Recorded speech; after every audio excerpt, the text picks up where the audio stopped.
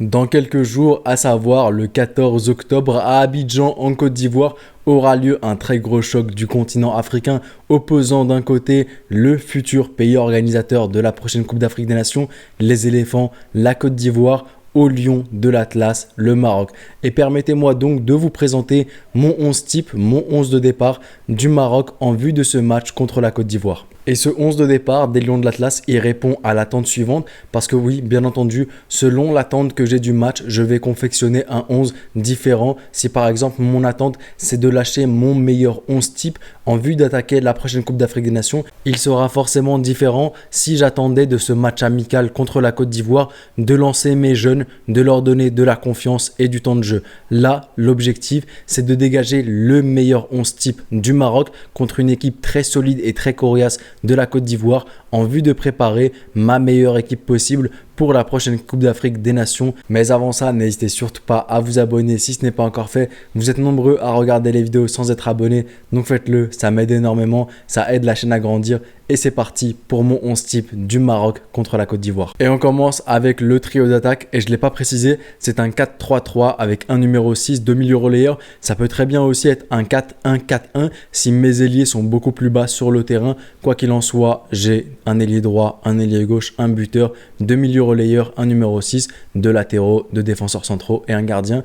Les 3 de devant seront donc les suivants: Amin Adli au poste d'ailier gauche, Youssef N'Siri au poste de buteur et Hakim Ziyech au poste d'ailier droit. Et les justifications que j'apporte à cela, pour Youssef N'Siri, il n'y a absolument rien à dire. Je pense qu'il n'y aura pas débat. C'est le meilleur buteur, le meilleur neuf marocain à l'heure actuelle. Pour Hakim Ziyech, par contre, sur l'aile droit, pour moi, c'est indiscutable. C'est lui l'ailier droit du Maroc, mais je crois qu'il était sorti sur blessure, si je ne me trompe pas, avec Galatasaray, et je ne sais pas l'impact que ça a sur sa convocation avec le Maroc. Est-ce qu'il est indisponible ou non? S'il est indisponible, justement, je ferai un choix tactique qui est différent. Je mettrai, comme contre le Burkina Faso, Amin Adli à droite et Abdessamad Elzalzouli à gauche. Mais dans le cas où Hakim Ziyech est apte à jouer ce match, il est l'ailier droit de ma sélection, de mon 11 marocain. Et ensuite, l'ailier gauche, c'est Amin Adli.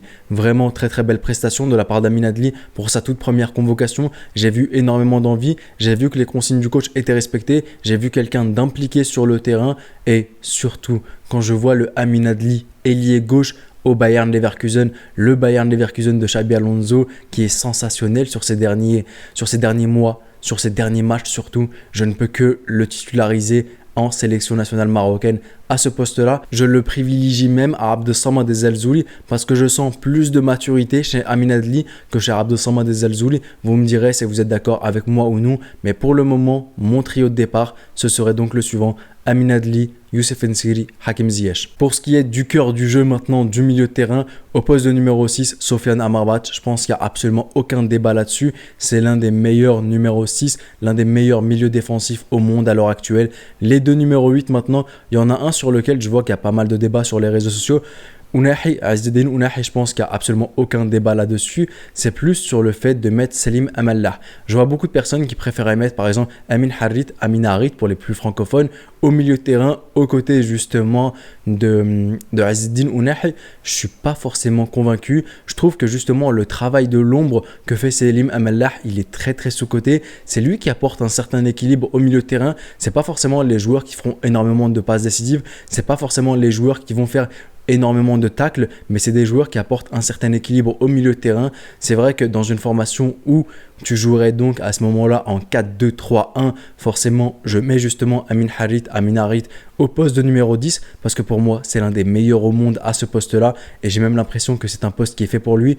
Mais dans un 4-3-3, je trouve que si ce n'est pas ailier, il n'a pas forcément sa place dans mon 4-3-3. Ça n'enlève en rien les qualités du joueur, ça n'enlève en rien de l'envie qu'a le joueur pour jouer en sélection nationale marocaine, mais je trouve que dans un tel dispositif tactique, Salim Amallah a plus sa place qu'Amin Harit. Et on finit maintenant ce 11 de départ avec les 5 de derrière, le gardien, les deux latéraux, ma charnière centrale. Sur le latéral gauche, c'est là qu'il y aura débat, mais on verra ça par la suite. Gardien, Yacine Bonou, je pense que j'ai même pas besoin de me justifier. Latéral droit, Achraf Hakimi, pas besoin de me justifier, l'un des meilleurs latéraux droits, si ce n'est le meilleur latéral droit au monde. Charnière centrale, Naïf Aguerd ainsi que Romain Saïs. Même si on pourrait critiquer les choix de carrière de Romain Saïs, je pense que justement c'est une valeur sûre en sélection nationale. Et ensuite, même si je sens plus de fébrilité et plus de manque de concentration de la part de Naïf Aguerd avec West Ham sur les derniers matchs, je pense qu'en sélection nationale marocaine, ça va changer et que justement c'est un tout autre visage qui va être montré. Et enfin, là où il y aura débat, mon latéral gauche, Yahya Atiyat-Allah. Pourquoi est-ce que je le mets? Pas parce que je suis un pro Wydad, loin de là. Pas parce que j'ai envie de mettre un joueur évoluant dans le championnat local marocain, loin de là. Mais parce que justement, j'estime, ce n'est que mon avis, vous avez le droit de ne pas être d'accord, mais que Noussair Mazraoui n'est pas meilleur en tant que défenseur gauche, en tant que latéral gauche que Yahya Atiyat-Allah. Deuxième des choses, c'est parce que je trouve aussi que Noussair Mazraoui, c'est pas forcément la valeur sûre. Je reviens sur le premier point. Pour moi, Noussair Mazraoui est plus un latéral droit qu'un latéral gauche justement, et il le démontre en club. Je trouve que bricoler et le mettre en tant que latéral gauche, c'est pas ce qu'il y a de plus convaincant. D'autant plus qu'il y a un joueur qui est meilleur que lui. Bon, revenons au deuxième point, c'était le point de la fragilité et des blessures. Je trouve que justement Noussair Mazraoui se blesse parfois. En Coupe du Monde, il s'est blessé. Contre l'Afrique du Sud, je crois qu'il est sorti sur blessure. Il se blesse pas mal. Et est-ce que je suis garanti qu'il peut tenir toute une compétition ? Pas forcément. Donc c'est pour ça que j'ai envie de lancer justement Yahya Atiyat-Allah dans les très très grands matchs, dans les grands moments, pour justement utiliser ce match amical pour l'habituer face au gros. C'est mon point de vue, c'est un point de vue qui peut s'entendre, c'est un point de vue avec lequel vous avez le droit de ne pas être d'accord du tout, c'est un point de vue qui peut être totalement catastrophique, bien entendu, je l'assume. Si vous avez des contre-arguments à cela, n'hésitez vraiment pas dans l'espace commentaire, je peux me tromper et vous pouvez justement par le biais de l'espace commentaire me faire changer d'avis, donc ce sera avec plaisir. Et on arrive donc maintenant à la fin de cette vidéo, mon 11 du Maroc, des Lions de l'Atlas contre la Côte d'Ivoire le 14 octobre prochain. À vous maintenant de jouer dans l'espace commentaire, à vous de me dire si vous êtes d'accord avec mon 11 de départ. L'objectif qui était derrière ce 11 de départ, c'est de dégager le meilleur 11 de départ du Maroc en vue de la prochaine Coupe d'Afrique des Nations.